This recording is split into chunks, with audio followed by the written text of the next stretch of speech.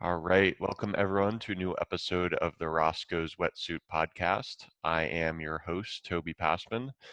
With me on the show today, I have a special guest. We have Giuntah Rafeh. Jesse is a psychotherapist and certified success coach who's helped hundreds of young adults who feel lost find clarity and direction in their lives. As a teenager, she struggled with anxiety, depression, and chronic self-doubt. Through her own emotional journey, she developed the tools and methodology that has helped empower her clients. Her primary motivation and deepest satisfaction lies in the transformation that she sees her clients achieve through their own dedication, self-discovery, and strength. And Jesse has a brand new book coming out. It actually probably will be out by the time that this interview airs.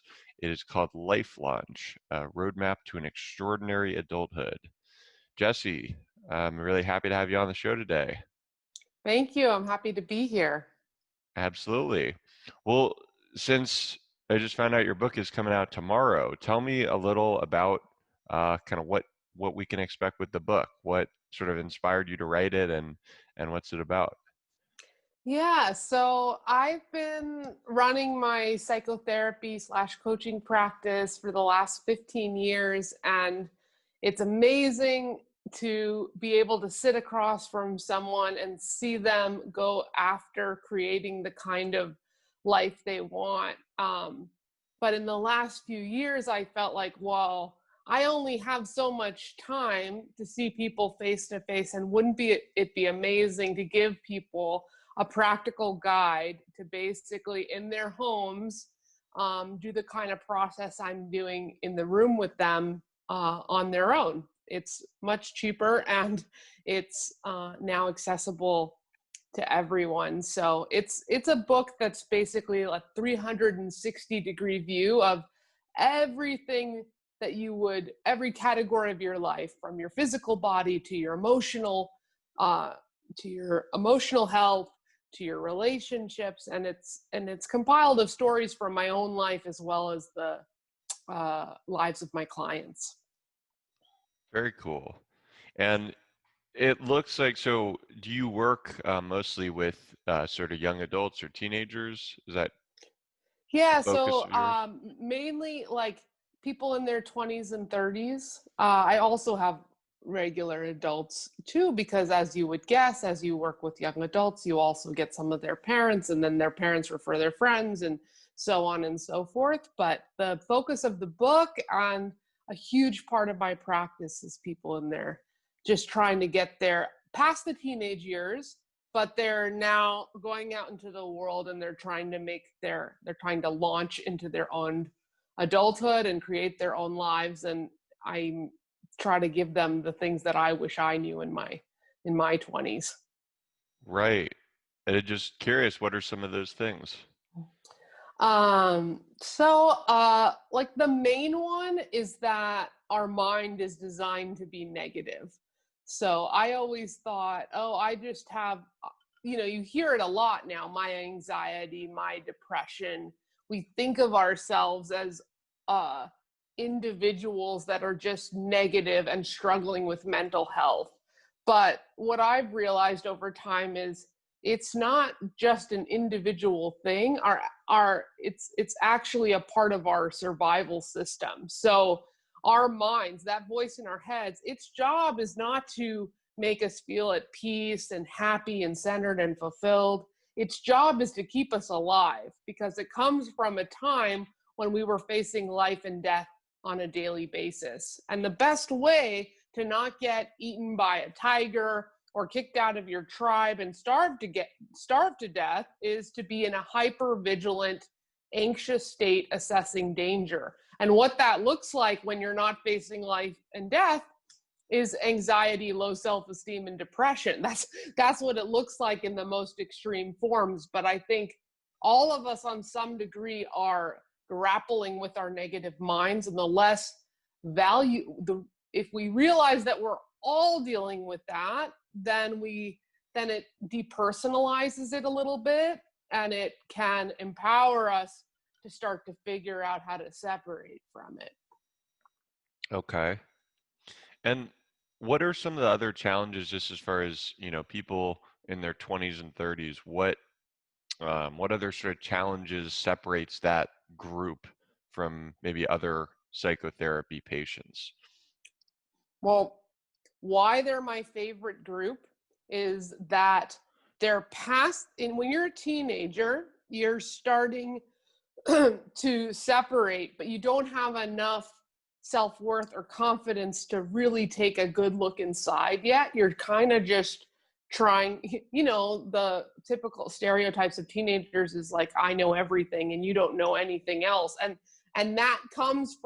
that's real because you have to kind of be in a narcissistic place in order to get the strength to separate. But by the time you hit your 20s, you're now ready to actually look inside and go, these are my strengths, these are my weaknesses, and how am I going to put a plan together now to create the emotional space that I want to live in, and then practically job wise, family wise, all the other aspects of life. And so what makes it unique is you're not ingrained in any bad habits. That's why it's my favorite, because the world's your blank canvas and you're ready to take a good hard look inside, but you're not so attached to doing things the quote unquote wrong way that you're really malleable, and you can set yourself up to have great coping skills and a great life if you're doing this kind of self-reflective work at that time. Since the problems aren't that different, it's just you're less ingrained in them, is what I would say. Okay. I'm curious as far as like the challenges of kind of figuring out, people in their 20s, figuring out what they're trying to do. And there's so many, as you're kind of saying, there's so many sort of like this blank slate where there's so many different, paths and tools that are at your disposal. How do you sort of figure or help people navigate and sort of find, is that a big part of your work, kind of helping people find which sort of career paths or just life paths that they want to start taking? Yes, yes. So the short answer is baby steps. I think like a lot of times, whatever goal we're trying to achieve, we look at this giant goal and we try to take giant steps towards it. And then we get overwhelmed, and then we feel like we failed, and then we bury our head in the sand. So the first thing I do is I help my clients get really clear on what it is they want, because I think there are things that we want that come from what I call our true self, from our soul, our heart, deep inside of us, that feel inspiring and exciting to us. And then there are what I call ego goals, or things that we want because it'll make us look good to other people, or we think by achieving this amount of money or this amount of power or this kind of relationship, I'm going to feel better about myself, which it doesn't actually work. When I can work a little temporarily to get something external to make yourself feel better about yourself, but in the long term, if you're going after goals that come from your true self, that are really inspiring to you, not to your audience, then they're much easier to get motivated to go after, and they're much more fulfilling to achieve. So a huge part of where I start my work is helping people figure out what they really want in their lives, what would be exciting to them, and then how do we create a plan to slowly go after it. Very cool.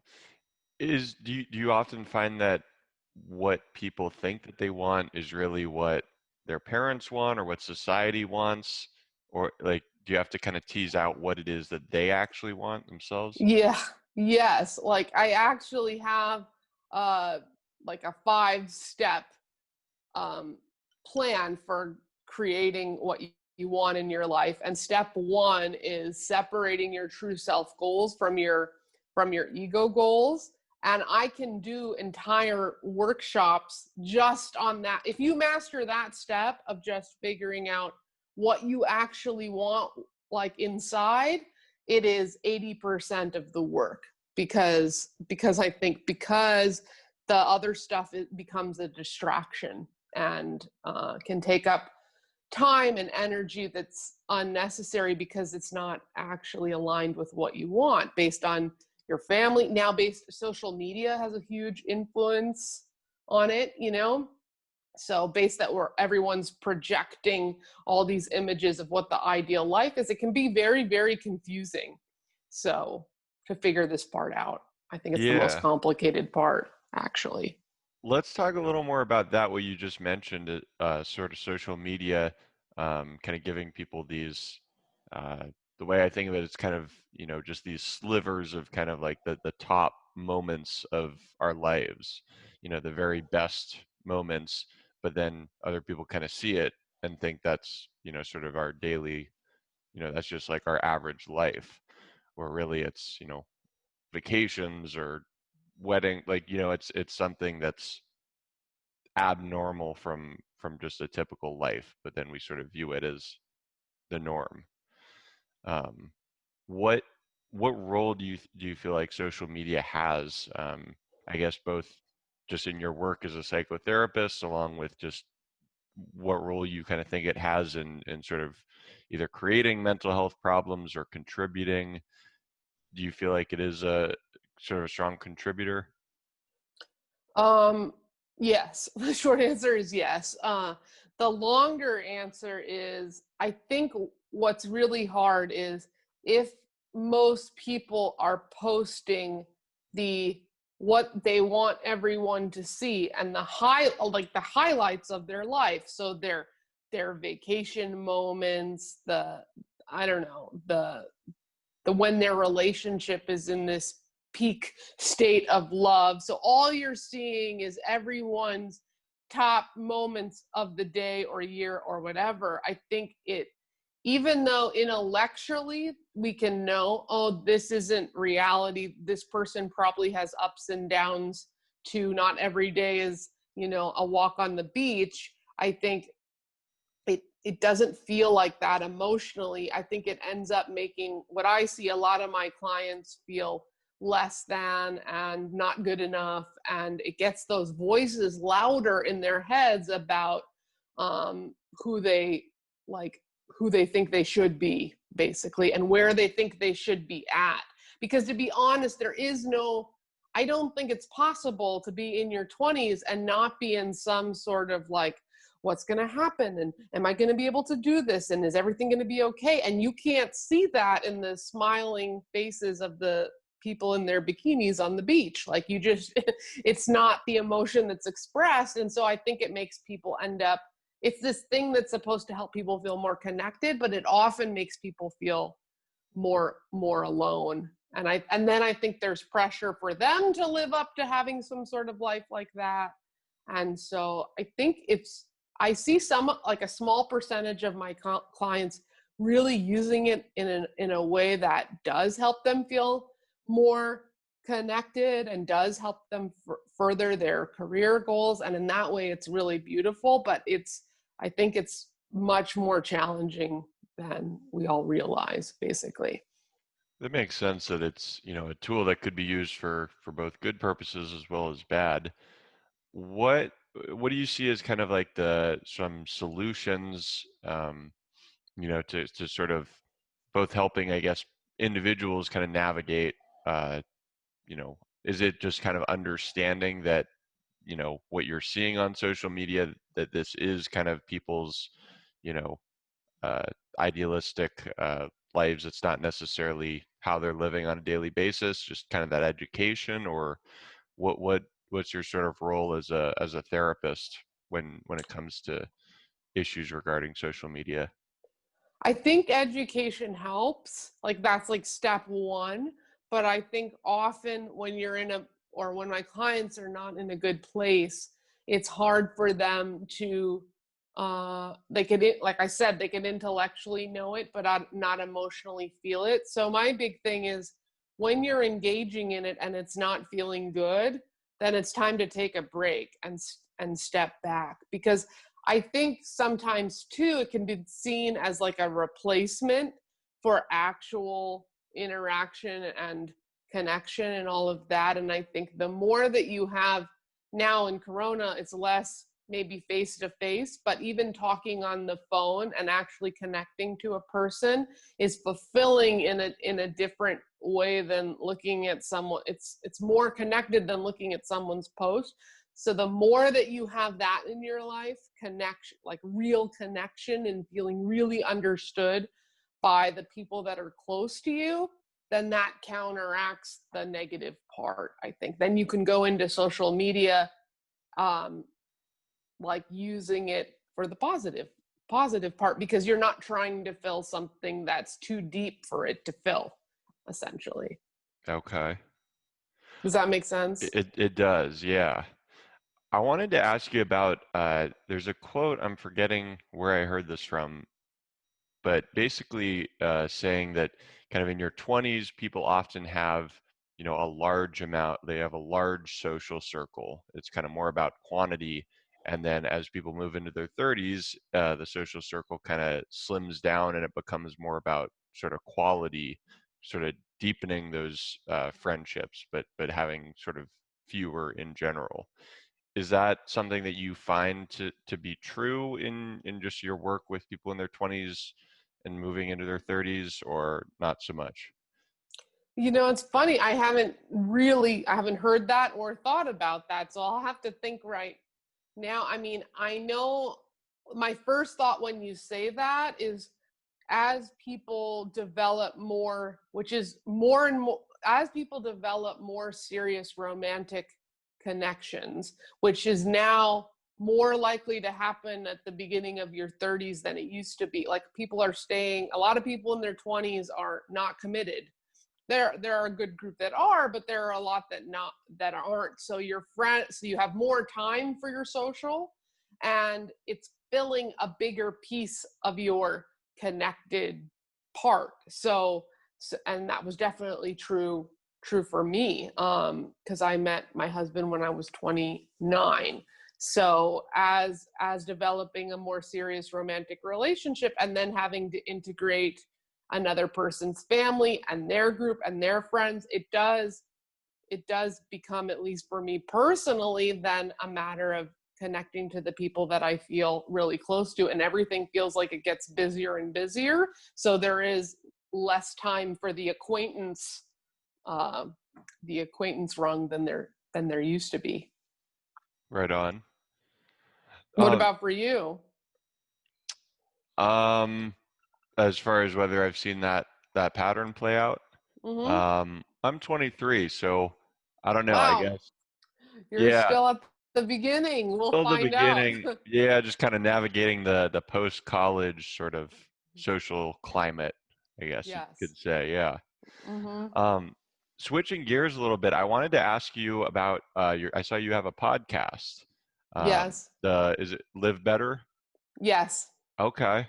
Tell me what inspired you to want to do a podcast and sort of get in onto the sort of media side of things, if you will. Yeah, it's really, so the podcast was really it was my baby step towards the book. I always knew that I wanted to write the book, but I haven't been confident in my writing. I'm more confident in my ability to speak my ideas and talk them out. And so the podcast was kind of an experiment to see if I could speak some of my ideas out in 10-15 minute episodes through a story, would the ideas that I'm saying in my session when I'm looking someone in the eye, would they still translate? And I felt like it did, as I watched my clients pass along the podcast episodes to their friends and their friends of friends. I got feedback that people were getting something out of it. And so for me, it was just, I'm an introvert who actually hasn't been in the social media world that much, or the media world. I built my business word of mouth, basically, was my strongest referral source. But I'm inspired to help as many people I can. Like I always say, I have two passions in my life: snowboarding and helping people as much as possible. So that was that was the motivation for the podcast, was really to see if I could get to a bigger audience. Okay. And I was just scrolling through the different podcast titles. I saw one of them, Why I Quit Drinking When I Wasn't an Alcoholic. What's that one Yes. about? So let uh, let's go back. That was a while ago. So when I met my husband, and as many episodes you'll see of any romantic show, there was much more drinking and celebrating in the first year of being together than I had done previously. I was a person that like had a couple drinks on a Friday and Saturday, maybe, once a week, twice a week. And when I met him, I think we were just so excited to fall in love and be together that the it, it wasn't like we were now drinking all the time, but it felt like a much bigger part of my life, and I could kind of physically feel like my energy going down from it a little bit. So there was one weekend where we were like, you know what, let's take a 30-day cleanse off alcohol, just reset, see how we feel. And we did that, and the whole entire 30 days we were like, when we get to the end of this, we're gonna have margaritas, it's gonna be awesome. And part of the rules were we had to go to everything that we couldn't like just hide away for 30 days. We had to participate in the world as we had participated in it before. So we went to parties, and all these social gatherings that there would normally be alcohol. And it was hard for me. I'm not going to lie. Like it was hard because I'm shy, and that drink helped lubricate me a little bit and got me to open up and talk to people. And so, it was a struggle. And then we got to the end. We went out to a Mexican restaurant. We ordered these giant margaritas, and we looked at them, and we didn't want them. Like, we were like, you know what? This is so strange. We've been resisting this whole time. And from there, we didn't drink for the next, turns out, 8 years. So, and we've integrated it a little bit now. But what it gave me after those 30 days and going forward was the ability to build my social skills in a different way, to overcome my fears in a different way, and to be really clear about how I wanted to spend my time and who I wanted to spend my time with. Because if you add alcohol in it, like I said, I was using it in order to lubricate myself a little bit. Oh, I might go hang out with these people that I'm not that connected to, but I'm having a drink, so it doesn't really matter. But becoming sober made it really clear that all activities that I was going to do socially and in my life were to really better myself. And it felt really empowering to me to be able to have just as much fun and to feel just as free and just as centered. It took a while to get there, but I did. And when I did that, that felt like a huge accomplishment. And I recommend it for anybody. You don't have to quit for 8 years, but to take time off things that are like alcohol or smoking weed or cigarettes, even caffeine. When you take your addictions out of the picture, you can end up growing at a much faster rate and connecting to yourself on a much deeper level, which then translates into you having a deeper sense of inner peace in every aspect of your life. That's what it gave me. Like my peace became really grounded in me anytime, anywhere, in any situation I could be in. And it sounds like you didn't really know what to sort of expect when you started that experiment, right? You weren't thinking all that this stuff was going to happen.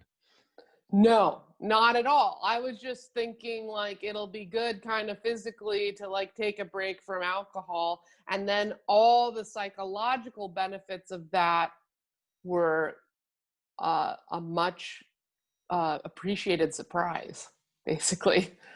What are some of the common things that come up for, I assume you have a fair amount of clients who or patients who cut out alcohol or smoking weed or whatever other sort of drug of choice or habit of choice. What sort of things do you often notice? Do they sort of also gain that sort of mental clarity as far as figuring out what they really want? Is that a common experience? Yes, but you have only it's only the clients that hang in long enough to get the ego to stop yelling at you that you're missing out on something. So like I told you, when I got to 30 days, there was something inside me that had switched, but it wasn't really till about, I wouldn't say until I was at the 6 month mark that I really got as many benefits as I did, because at first you're going to be, if you're taking something out that's giving you something, and I don't like, here, this is like a side note, I don't like that things are like portrayed often as I'm an addict or not an addict, or I'm addicted or not addicted. I just think everything is a continuum. So some people get really addicted to things. Luckily I don't. That I'm lucky in that way, that like I can have a couple drinks and be good with it.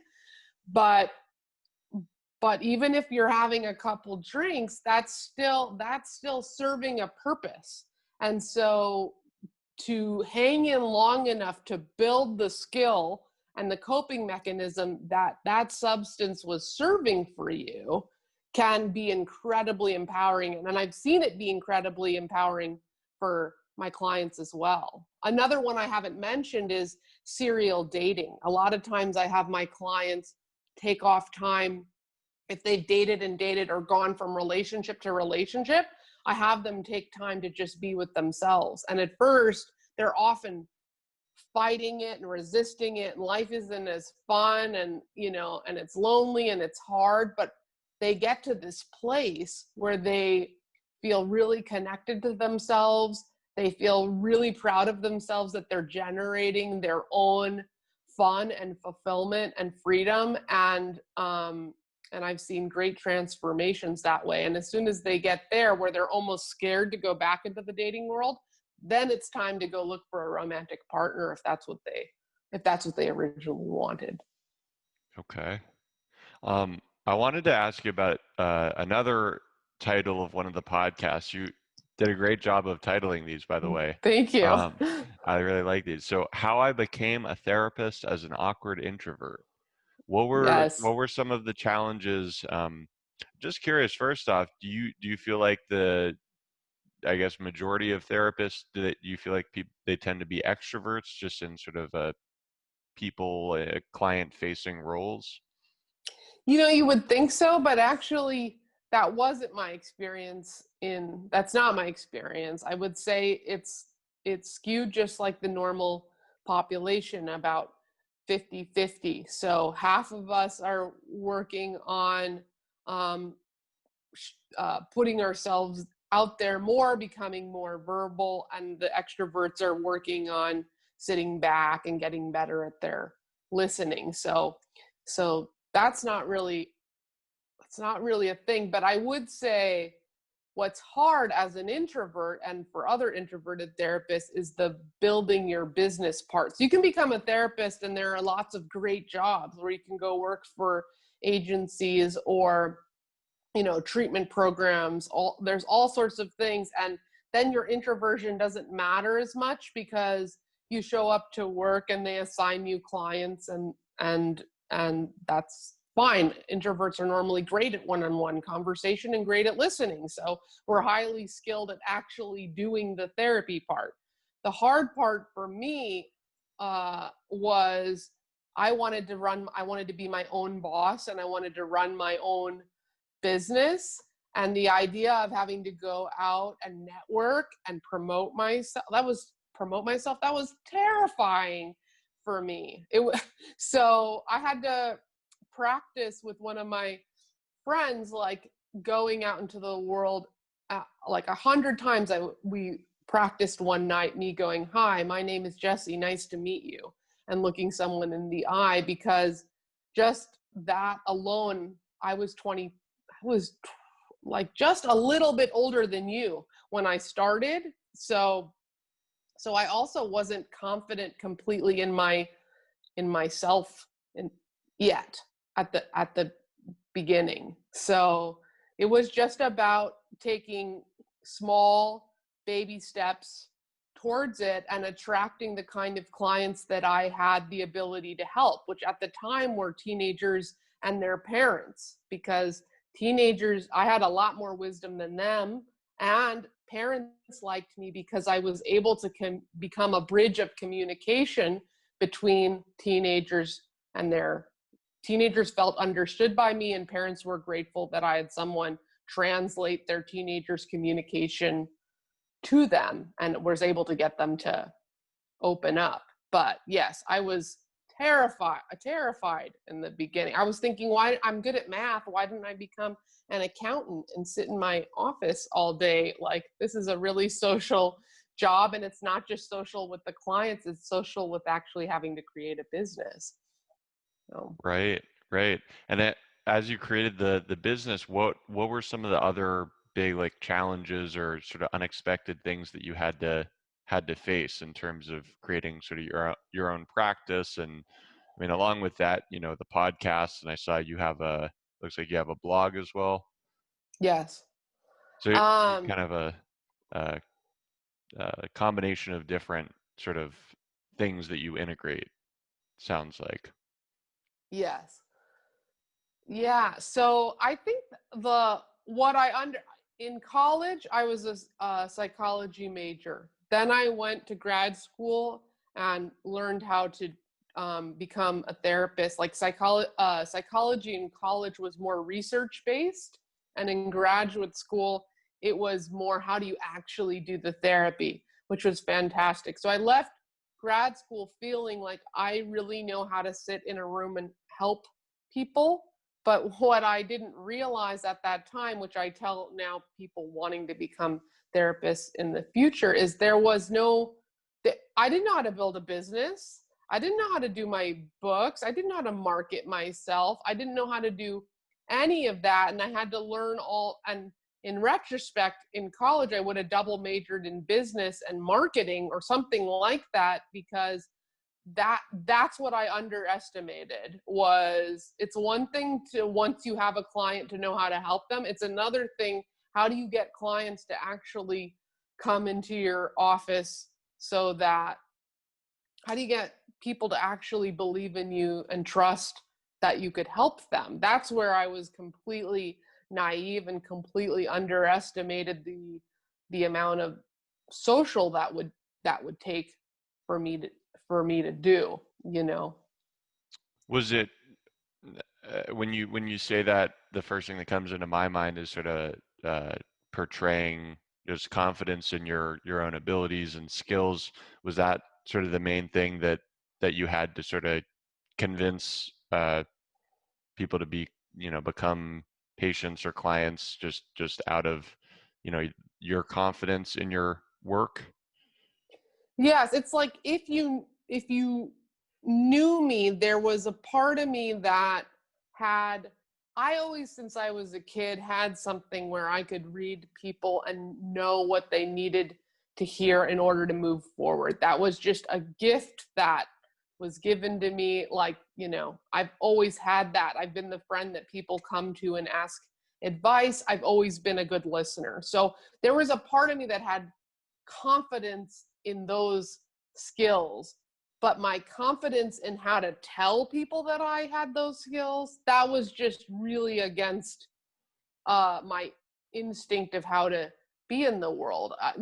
Most times in the world at that time, I would go into a party and I would observe and I would find one person to connect to and then connect to that person and have a deeper I always didn't feel good at small talk, which is part of what networking is too. Like, I want to just go in and have a deeper conversation. I would rather have that than connect to 20 people with, 5-10 minute conversations. But what are you doing when you're going out into the world at a networking event? You got to go have 20 10-minute conversations, and you have to figure out how to express what you do in 5 minutes or less. That took me a long time to figure out how to do that. So it was more like the confidence of presenting myself than the actual confidence in the skill itself. They're two different things, which is tricky sometimes when people are looking for therapists or coaches. I think some it's great when you find someone that has both the ability to present themselves and the ability to deliver, but often I found that they don't always line up. The difference between like a therapist and like a life coach? I mean, no, the difference between someone who's good at selling themselves and someone who's good at helping people, you can have both those skills, but they're two different skills. So there are some people that are really good at selling themselves, but not actually great at helping you. And there are people that are great at helping you, but not great at selling themselves. I see. I see. I guess I was sort of gonna ask you your take on life coaches and like sort of versus therapists, because I I've had some life coaches on the show along with therapists, and it's kind Yes. of seems like kind of attacking similar problems just from different tools, different sort of skill sets. Um, but what's your take on like the difference between those two? Yes. Okay. Well, how it I have so many things to say about this. Where to start? Okay, so one, I have training in both, so I'm well versed in and I've had experience with both, so I'm well versed in both worlds. I think the thing to know is that therapists, to become a therapist, it's really regulated. You have to have gotten at least a graduate degree. Then you have to have gotten 3,000 hours of experience while being supervised by someone else who's training you. And then you're going to take 2 licensing exams, and then you can go out and help people on your own. So that's at least like 8 years of experience and working hard, reaching these milestones in order to now be qualified to help someone with their psychological issue. A coach, I could just hang up my sign on the door and say I'm a coach tomorrow. It's not there is like the International Coaching Federation, but a lot of people don't have that credential. You don't need it. Anybody could say it. Now, so I would say it's when you're looking to hire someone, you should be really in either field, you should be really cautious about who the person is and whether your gut is telling you that they could help you. But especially with a coach, you should be asking them what makes them qualified, because it's not based on school, or it's not regulated in the same way. So that's one thing. The other thing, and that's why coaches will often say, I don't do therapy, because they are not allowed to go as emotionally deep as someone with 8 years of training is allowed to go. If you're anxious, a therapist is going to be more trained in how to deal with that than a coach, stereotypically, because a coach didn't go through 8 years of school. But what the coaches have on the therapists is their programs are often much more action oriented, and they have more steps to follow. This is why I became trained in coaching, is I wanted to take, okay, we worked through the anxiety, now let's go and create a plan for you having a great life. And coaches stereotypically are more trained to do that and come from a more positive place. So Well, yeah, go ahead. no, I was just gonna say that's really cool. It almost seems like you sort of need to integrate those two. I mean, like sort of what you've done. I mean, it seems like both are super important for I guess understanding and being able to help kind of like the whole person. Yeah, I really like it as a combination, because because then I have the ability to, if you just come to me for coaching, we're going to create a structure, we're going to go after it. But when you get stuck, I have a deeper tool set to then undo that block than had I not had all my therapist training. Or in reverse, if you've come to me because you're really depressed and then we've worked through the depression, normally then the therapy would be over. But I realized a lot of people didn't want to leave after we solved the problem because they now wanted to go create a structure to go create the life they wanted. And it's nice that now we can move into that mode of going after life. Basically, we can move into a different place once you've overcome the major psychological hurdles or blocks. Absolutely. Well, Jesse, we're coming up on to the end of the show, but I've really enjoyed the conversation. If people want to find out more about your work, your blog, your podcast, or also your new book that's coming out tomorrow, where would you direct them to? So I think the best place to go, which we'll put in my show note in the show notes, I'm sure, because my name is really hard to spell. But if you go to my website, Giuntah-Rafeh.com, it's got it all. So it's got the book and the blog and ways to reach out to me, and you kind of get a little bit deeper feel for who I am if you listen to the podcast or you read the blog as well. Awesome. I'll definitely link that in the show notes. And for those of you who've enjoyed the podcast, go ahead and like and subscribe to our YouTube channel. We're Roscoe's Wetsuit. And you can also find audio versions of the podcast available on Spotify, Apple Podcasts, iHeartRadio, and now we're on Stitcher. So go ahead, check us out whichever way you want. Jesse, again, thanks so much for coming on the show today. Thank you so much for having me. This was fun. Absolutely.